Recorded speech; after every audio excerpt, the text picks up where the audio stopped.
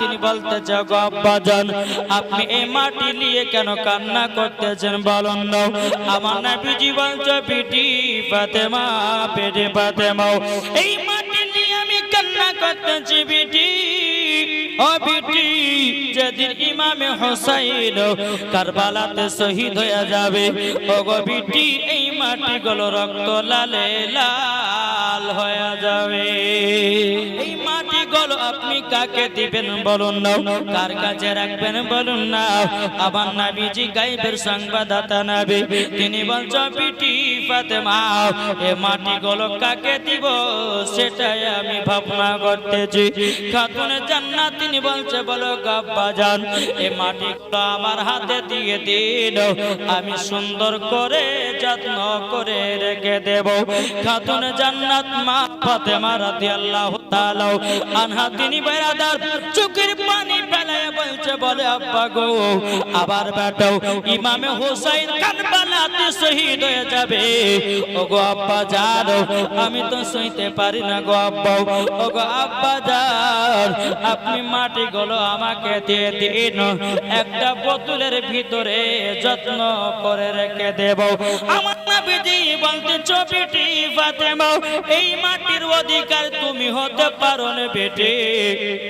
খাতুনে জান্নাত মা ফাতেমা রাদিয়াল্লাহু তাআলা আনহা তিনি বলছে আব্বাজান আব্বাজান আমি কেন এই মাটির অধিকার হতে পারিনি ও আব্বা একটু কে জানতে পারেন কি ও বেটি ফাতেমা তোমাকে আমি বলে দিলাম এই মাঠে তুমি অধিকার হতে পারোনি।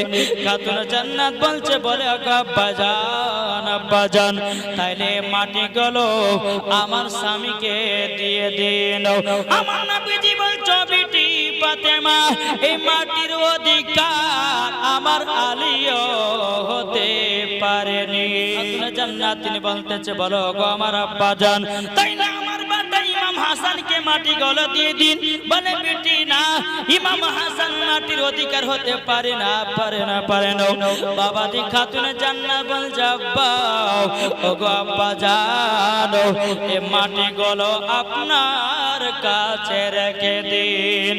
আমার গায়বের সংবাদদাতা নবী বলতেছে বলো গো আমার বিটি ফাতেমা এই মাটিকার অধিকার আমিও হতে পারিনি। জোরে বলুন না সুবহানাল্লাহ। কাকে দিবে কাকে দিবে এই মাটি গুলো বাবাজি উম্মে সালমাকে ডাকা হলো। উম্মে সালমাকে বলতে জগো উম্মে সালমা এই মাটি গুলো তোমার কাছে রেখে দাও।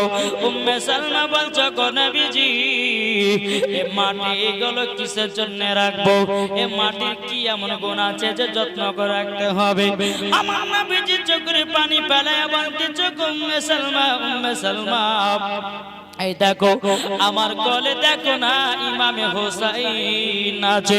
এ আমার উম্মে সালমা গো মাটি গুলো তোমাকে এই কারণে জন্য দিতেছে সেই দিন তুমি বেঁচে থাকবা।